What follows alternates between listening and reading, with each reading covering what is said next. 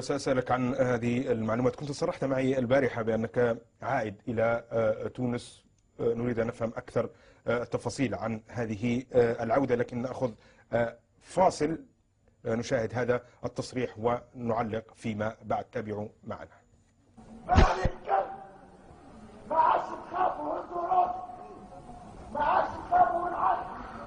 اتحررنا. الشعب التونسي حر، الشعب التونسي ما يموتش، الشعب التونسي العظيم. تحيا تونس الحر، المجد الشهداء، الحرية للتواسة.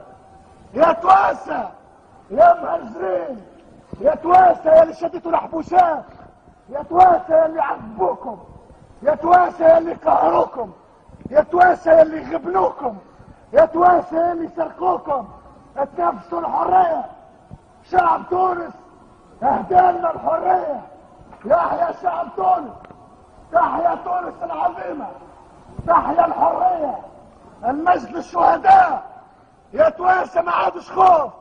المجرم هرب، المجرم هرب، بان عليه هرب، بان عليه هرب من الشعب التونسي، بان عليه هرب، بان عليه هرب، بان عليه هرب، بان عليه هرب.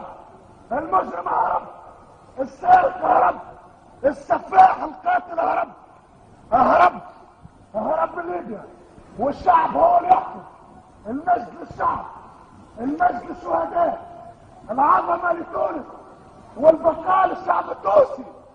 يا شعبنا يا عظيم، يا شعبنا يا كبير، يا شعبنا يا اللي عطيت الغالي، يا شعبنا يا اللي عطيت ولادك، يا شعبنا يا اللي عطيت كلبتك بيتك، يا شعبنا يا باهي، يا شعبنا يا سمح، يا شعبنا يا عظيم.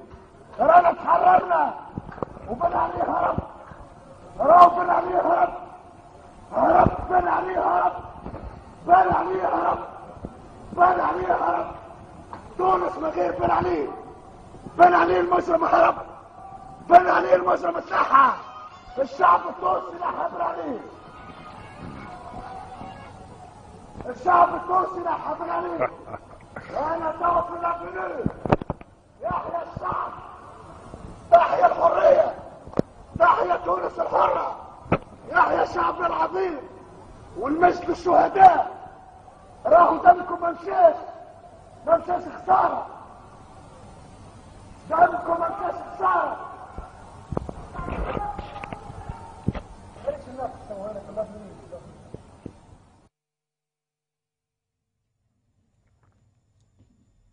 بدون تعليق. الشيخ راس، ربما هذا الصوت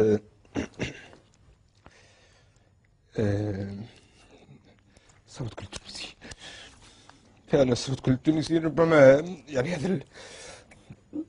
هذا الاحتقان اللي كان يعبر عليه المواطن التونسي، ملايين من التوانسة.